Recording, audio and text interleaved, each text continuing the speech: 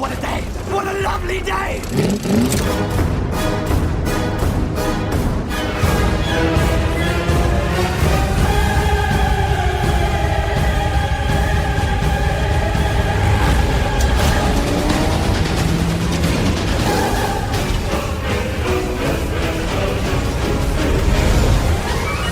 Welcome to the Mad Max Minute Podcast, the daily podcast where we break down Mad Max 1 minute at a time. I'm Rick. And I'm Julia. And today we're talking about minute 76, which begins with Max eavesdropping at the door, and it ends with Max walking into the shadows in the MFP garage. So what a way to start a week. Yes, I like it because we get a lot of movement. Yep, we spend a little bit of time in the hospital. We're actually in 3 separate locations in this 1 minute. Yep, we spend a little bit of time in the hospital. We go to the beach. We end up in the garage. A lot seems to happen here. Yes. But it starts off with the two doctors continuing the conversation that they began last Friday. So, as I mentioned then, the senior doctor asks the junior doctor if Jessie is salvageable, which I initially interpreted as, is she savable? But you picked up that maybe salvageable doesn't so much mean, is she going to survive? It's, are they going to be able to use her organs for a donor system? Yeah. So it kind of sounds to me like they've already signed off on her not surviving. That just makes sense. I mean, we've investigated a little bit what her injuries are and what they mean for her prognosis. Each individual one is life-threatening. Mm-hmm. And she's got, them all. I'm wondering, what's left to salvage? Right. I guess her bladder. I know that they can do eyes. Stomach? They didn't mention anything about her stomach. Yeah, I don't know. I don't know. Intestines. I don't know. I don't know what organs are on the you can use these in other people list. Right. Yeah, neither do I. Yeah.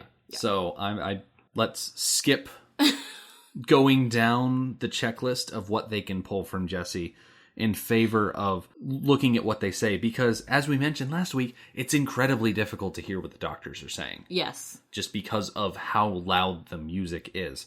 And I think it's kind of appropriate that we don't necessarily hear them right out, because Max wouldn't necessarily hear them right out, and he's still our POV character. Yeah, he's in a daze. Yeah. But thanks to the subtitles, Senior Doctor asks, is she salvageable? Junior Doctor says, yeah, sure, we got all our signs back last night. Senior Doctor asks about relatives. Junior Doctor says the husband. Nurse comes over and mentions that, they lost the kid, DOA. So Sprague did not survive the ride to the hospital. Junior Doctor, in response to the nurse, says, listen, tell him she's going to be all right. Tell him not to worry. Tell him if he wants, I'll talk to him. Nurse says, I don't think he wants to talk to anyone. He's been standing there like a zombie all day. I don't like this doctor. I got the feeling that he's purposefully telling the nurse to lie to Max. He's not trying to put an optimistic spin on the situation. He is flat out lying, and he knows it. That's the feeling that I got from it. And that is not cool. I don't know the law in situations like this, and I don't think doctors are held responsible for the prognosis that they tell patients' relatives. Mm-hmm. But this isn't overstating or understating a prognosis. This is lying. Is giving someone false hope. Yes, on purpose. And I feel like that should be wrong. And he's not even doing it himself. He's sending the nurse in. I haven't had a lot of hospital experiences, but if TV has taught me anything, when the news is this bad, the doctor comes out themselves and tells you. I know one example for me where I was going to get a phone call and it was going to be bad news. I was kind of expecting it. It wasn't a big surprise. The doctor called me herself. Right. If it had been any other news, a nurse would have called me. But the doctor called me herself. And that was greatly appreciated. So, at the very least, if this doctor is going to lie to Max, then he should do it himself, not make the nurse do it. I just don't like the whole thing. Yeah. What I don't particularly like about this is how vague Jessie's ultimate fate is left. Like I said, last week we discussed the myriad things that happened to her and how likely it is that she will not survive, but it's never expressly stated if she dies or if she survives, just the same as Goose. Yes. Like, we got a passing allusion to Goose passing, but we never got a right out confirmation obituary in the newspaper. Goose is dead. Yeah. And it's the same thing with Jessie. We're never told flat out Jessie is dead. Max never goes to a funeral, never gets a phone call or anything specific like that. It's just kind of assumed that she dies. Which is an interesting contrast to, I was thinking about other people who've died in this movie. Knight Rider, we saw his casket. Mm-hmm. We got physical confirmation of his death. So I'm not sure what that says about the good guys versus the bad guys. I find it interesting. Knight Rider, very obvious that he dies. Toe Cutter, it's going to be very obvious when he dies. Mm-hmm. A lot of the other characters, including Kundalini, Johnny the Boy, the other lieutenants, a lot of these other side characters, when they die, it's not expressly outlined exactly when that happens. It's kind of reserved for the main antagonists that we know exactly when they die. Yeah. Because Knight Rider explodes. There's no coming back from that. Right. And Toe Cutter gets flattened. Spoiler alert.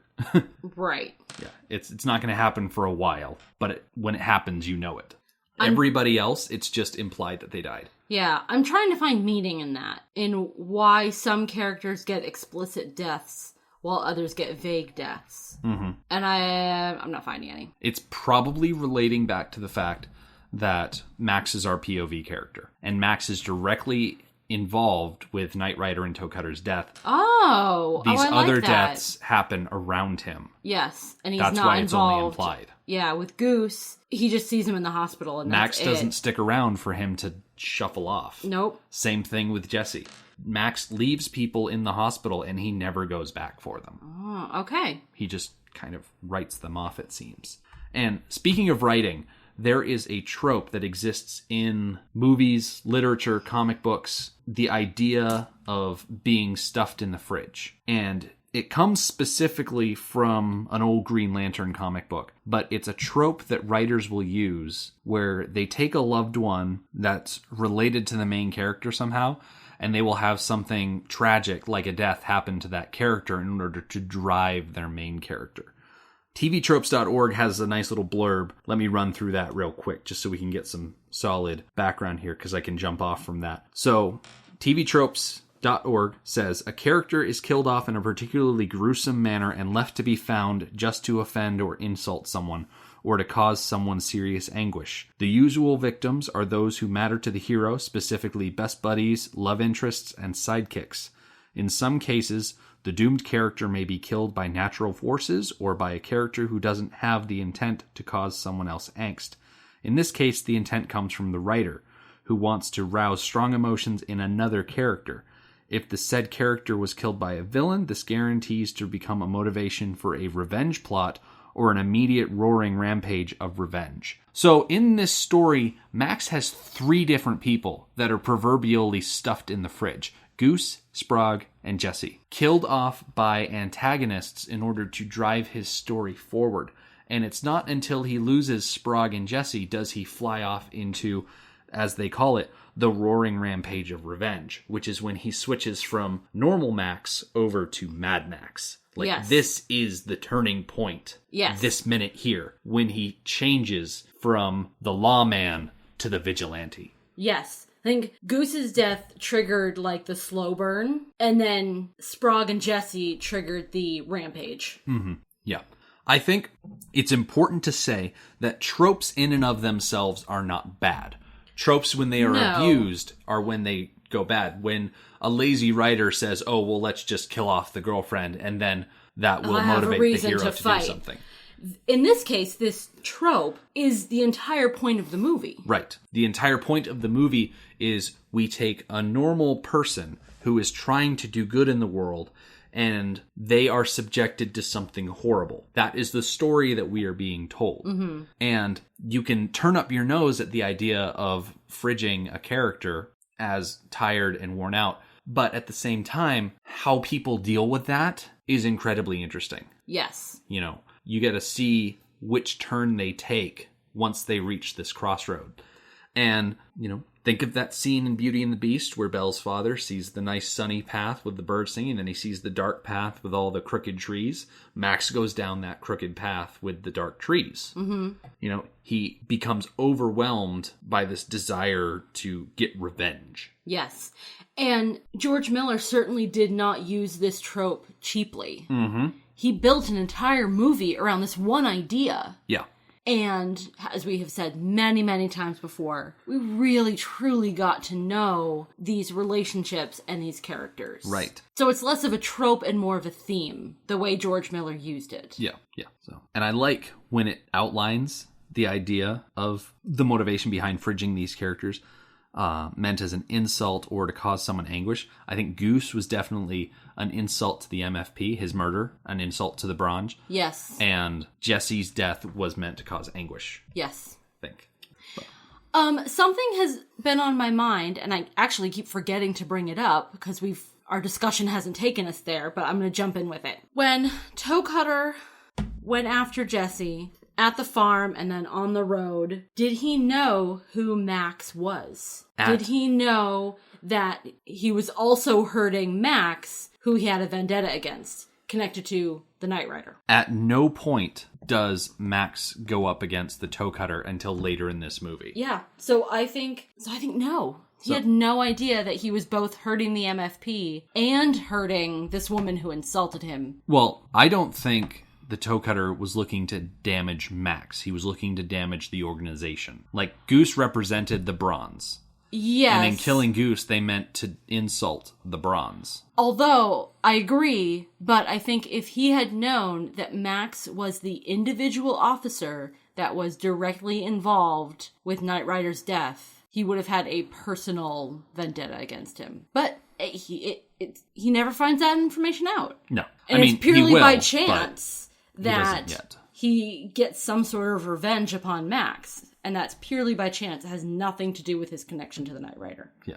Okay. So going back to this minute, going back into this doctor's room, the nurse, as we said before, mentions that Max has been standing out in the hallway like a zombie all day. And as we kind of pull back, we see Max standing next to the door frame. And he's been listening this entire time. He's well within earshot. Yeah. So he's heard the extent of her injury. He's heard the doctors talking about salvaging Jessie. He's heard the young doctor tell the nurse to just placate him and give him false hope. It's gotta be infuriating. Absolutely. Yeah. Absolutely. I just can't help but think how unfair it is to Max for the doctor to lie to him. Give Max the opportunity to stay by her side until she goes. And she's not conscious, so she will not know that he's there. Mm-hmm. It's probably a matter of minutes. I just can't imagine her lasting longer than that. And this doctor's robbing Max of the chance to say goodbye. But then again, Max doesn't seem the type who would take that opportunity. Yeah, I don't think the doctor is telling Max to leave. I think Max is leaving because he can't deal with it. Yes. He can't stomach hanging around and waiting for her to die. He didn't do it with Goose, and and he's not going to do it with Jessie. Despite what these people mean to him, he can't bring himself to watch them slip away entirely. Instead, he retreats. And it's at this point that we cut to a different scene. Before we leave the hospital, though, we have 3 characters that we haven't talked about yet. I'm going to go through them rather quickly because there wasn't a ton that I found interesting about their IMDb entries. So the junior doctor is played by an actor named Phil Motherwell. He lived from 1946 to 2014. Mad Max was the number 1 on his IMDb top 4. The interesting thing about Phil Motherwell is that of his 19 actor credits on IMDb, 16 of them are films. He's not your typical majority TV actor like a lot of the other roles that we see in this movie. It just stood out to me as interesting that he was strictly a film actor. So the senior doctor was played by Peter Felmingham. His IMDb top 4 includes Mad Max, The Coast Town Kids in 1980s, One More Minute in 1979, The Gift in 1988. He was in 10 episodes of Division 4, 10 episodes of Homicide, 4 episodes of Matlock Police, And he was in one episode of Prisoner Cell Block H, one that we haven't gotten to yet. He was in episode 10, which is like the next one that we're planning on watching at this point. I wish that we had had time to get to that episode, but we really just didn't. Yeah, it's incredibly rough to find time to do all of the things that we want to do in a normal day. Yeah. But he plays Father Peterson in episode 10, so we'll have to keep an eye out for him. Yes, and I've got some ideas on how a priest shows up in the storyline. Yeah, that's a whole other thing. We don't want to launch into Prisoner Cell Block H again. Certainly not. So Peter Felmingham is definitely more of a traditional television actor appearing in a movie, much like other people we see here. 17 of his 23 actor credits are in television. Okay. Either TV shows, TV movies. It sounds like these people have a lot of the same connections. Mm-hmm, definitely. A lot of overlap in episodes of TV shows, and also lots of overlap in movies. Yeah. I kind of feel like Melbourne is a center of cinema for Australia. Okay. Kind of a Hollywood of Australia type of thing. I wonder how it compares to other large cities in Australia as far as production volume. Interestingly enough, Peter Felmingham was also the casting director for the 1988 film As Time Goes By. The IMDb summary for that reads, "A surfer who stops in for a bite to eat at a 1940s-style diner eventually realizes that it's not a diner at all. It is a spaceship disguised as one, and the owners of the diner are aliens." So that sounds like an interesting concept, and Senior Doctor from Mad Max did the casting directing for that film. Oh. Good on him. Finally, the nurse is played by an actress named Lisa Aldenhoven. Her IMDb top 4 starts with Mad Max, goes on to list Brilliant Lies, Death of a Soldier, and Blue Fire Lady. She did 3 episodes of Prisoner Cell Block H. She played an inmate named Sally Lee in the pilot episode, number 1. Oh, so we already missed that one. Yep. And she comes back 4 years later in 1983 to play a character named Cheryl Armstrong in episodes 387 and 388. So we got quite a while before we see her again. The tough thing is we do not get a good look at her face. Not really. In Mad Max. Not really. It's quite dark. She never faces the camera. So I think we'd be hard pressed to pick her out. Yeah. She's another actress where 2/3 of her acting credits are all television. Okay. So another TV actor. So getting back to the minute, which is a phrase I feel like I use a lot. We join Max on his thinking bench on the beach, and I kind of feel like in this scene in particular, the ocean seems a bit more stormy than it did. Oh yes, when Goose recently died. Yes, and we get a good shot looking at Max. The camera's kind of down low. We can see the sky above him. Mm-hmm. We can see the awning type thing covering the bench, and it is violently flapping in the wind. And you can see the dark clouds behind him. Yeah. So the weather is absolutely reflecting his emotional state. Yeah. And I think you mentioned this the other day, that this time around, he doesn't have Jessie to come out of the house and, keep an eye on him. Right. And he's completely alone at this point. And be there for him. He doesn't have anybody. Mm-hmm. And Jessie, she did such a phenomenal job being there for him. Right. And communicating that to him. Supporting him without having to say a single thing. Yeah, that whole scene, she didn't say a word. And it was very skillful on her part. And you got the sense that it was intuition on her part. Mm-hmm. That she was just behaving how she knew Max, her husband, needed her to behave. Yeah. She was perfectly there for him. And now nobody is there for him. There's no one there to hear him out. There's no one for him to vent how he feels to. Yeah. And all of that is stuck inside him. And this time it's twice as bad as when he lost Goose. Because the first time he lost a best friend. This time he lost a wife and a son. Yes. And I'm pretty much just going to say right out that Jessie is dead. Yes. I think that is a very safe assumption. Yeah. Like I said, we've said several times, with the severity of her wounds. Yeah, I think we can call it. Yeah. I like the mask that he is holding. Yeah. For several reasons. So we start looking at Max's face, and he's looking down at his hands, and then we see a shot, and he's holding the grumpy mask. Yes. From earlier in this movie. Yes. Which, when we saw it earlier, it was very clearly like an inside joke. a thing that they did for each other to cheer each other up, to make each other laugh. Yeah, something goofy to break the tension. Yes, and it meant something to them. And now, as he's grieving her, this is the object that he has chosen to represent what he has lost. Yeah. I like the choice to have him holding the grumpy mask because he is, granted, grumpy is a terrible adjective to use. Right. Grumpy isn't the word. But he's upset. Yes. And he's anguished. This visual that we have of this ugly face, and it's very malleable, squishy. So he's mangling it all up in his hands. Pulling at it and stretching it. And that's what he feels like on the inside. Yeah. And it's like he's trying to rip it apart. Yeah. Because that's what he wants to do. He feels like he's going to rip apart on the inside. Yeah. And it's especially poignant because you know that if he was in this type of mood, Jessie would grab that mask and probably put it on her face and act a little goofy. And he doesn't have anyone to do that for him. Right. And so he's just stuck inside this proverbial glass box of emotion. Yes. And it's escalating. It's getting worse. And you can see it on his face.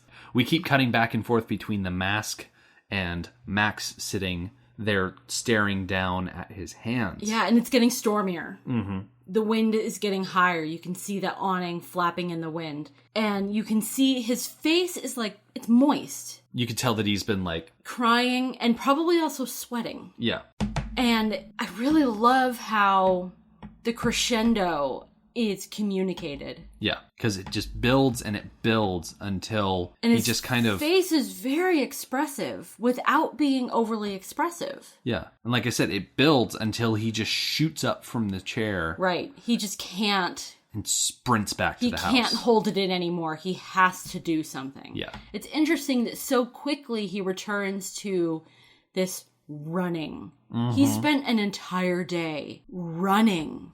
Yeah. And it did no good in the end. It was always in the wrong direction, and he ended up in the wrong place at the wrong time, and it did him no good. So once again, so soon, he's running again. Yeah. And this time, it's towards something that he feels more secure towards something that will help him. Yeah. Can I mention really quick, side note, as he's running up the hill to his house... So he's wearing his sleeveless tank top. He's wearing his blue striped pajama pants. He's also apparently wearing one red boot. Yes. Like he's not even wearing two shoes. Like one foot is bare. One foot it's like a red like galosh rubber boot. I'm actually a little surprised that he's not still wearing the tan pants. That he has changed his clothes. Well, this is probably the next day. He's probably tried to sleep on it. Yeah. And was unable to. And yeah, I'm surprised that he changed into pajamas. I can easily see, try putting yourself in his position. He's had a very long, very exhausting day that ended with the death of his wife and son, especially while they were out on vacation. And he returns home alone, and it's empty. Yeah. This is the one place where Jessie and Sprague spent most of their time. Right. Everything in that apartment is centered around them. Yeah. And I'm kind of surprised he changed his clothes. I say he probably had to take a shower at some point. Well, I doubt he showered. I actually wonder if his pants were covered in blood. Yeah. That we didn't see. There was absolutely no gore at all. Yeah. The doctor in the scrubs had some blood splats on his scrubs, and that was it. But I suspect that he was covered in blood. Yeah. But anyway, Max goes into the apartment and he crosses the room and he opens up this trunk that's sitting against the wall. And he pulls this covering off of the stuff inside, and it reveals all of his MFP gear. Which I gotta point out is put away very carefully. And I think that's definitely part of Max's personality. Yes, he left the Force under less than happy circumstances, but he still had respect for the Force. And he still respected the uniform that represented the Force. I appreciate and he put it away with care. I appreciate the fact that he put away his stuff. He was so determined to walk away that he completely stored his gear. Right, it wasn't just hanging up in the closet. He didn't put the boots back in the closet with his other shoes.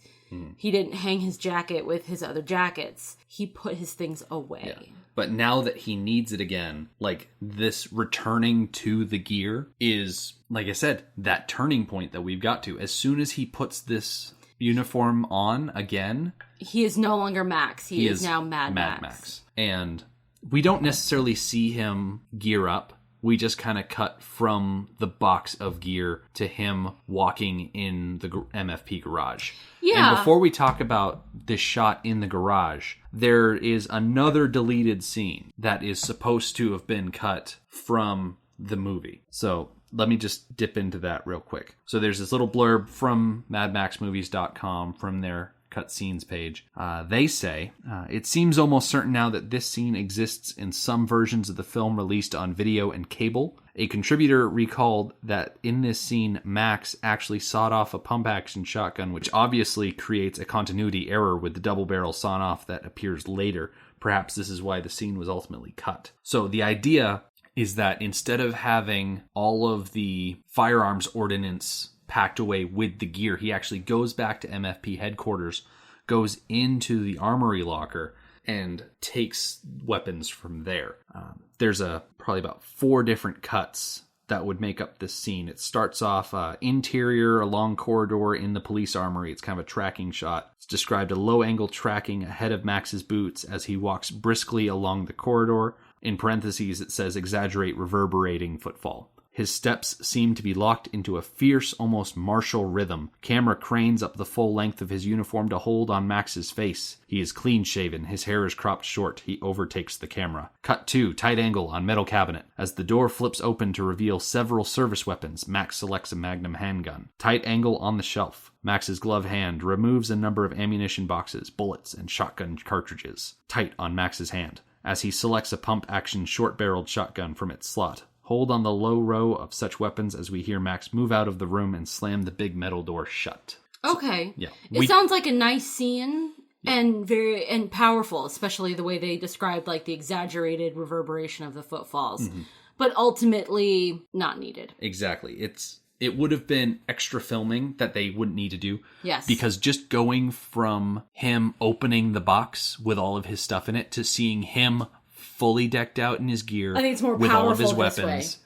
Yeah, it's more Going immediate. straight to the garage. Yeah, it's all about him not so much being meticulous, it's him making a rash decision that he's going to take the law into his own hands. Yes. It's more immediate this way. Yes. And cutting back just a little bit to the fact that we don't see him actually gearing up. Mm-hmm. The process of watching him gearing up would have equated to the process of him transforming into Mad Max. The momentary, this is actually happening right now, he is becoming Mad Max. We already saw that process. Mm-hmm. That happened when he was sitting on the bench playing with the mask. Yeah. He was making that transition then. It was an emotional transition, not a physical one. Yes. So, plus, when Max is himself, he's meticulous. He's careful. Here, everything happens so quick, it abandons that. Yes. Here, it's about revenge, and he is not going to waste any time, going back to the Knight Rider chase. He's not going to waste time washing his hands and making sure everything is in its place, adjusting his mirrors. No, he is pulling out his uniform.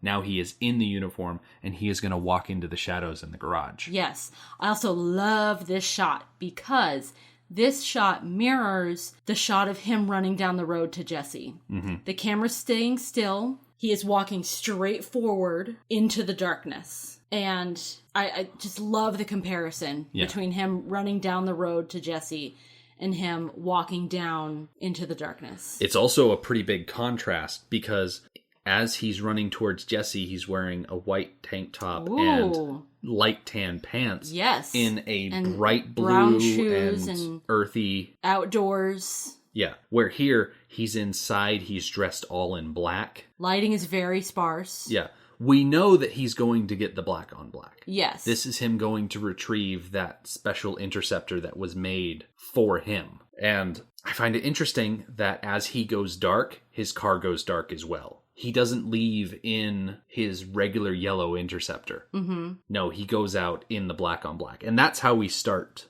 tomorrow's minute. Yes, that so often it happens that the minute cutoff is not at a great point, like halfway through a word or a sentence. This time it actually lands quite nice. Yeah. The minute that we're watching ends pretty much as he fades into the shadows. He fades into the shadows. And then the minute for tomorrow, we're starting with the black on black thundering out of the garage. Yes, which is a very Great nice transition. cut. Yeah. Absolutely. So be sure to come back for that tomorrow.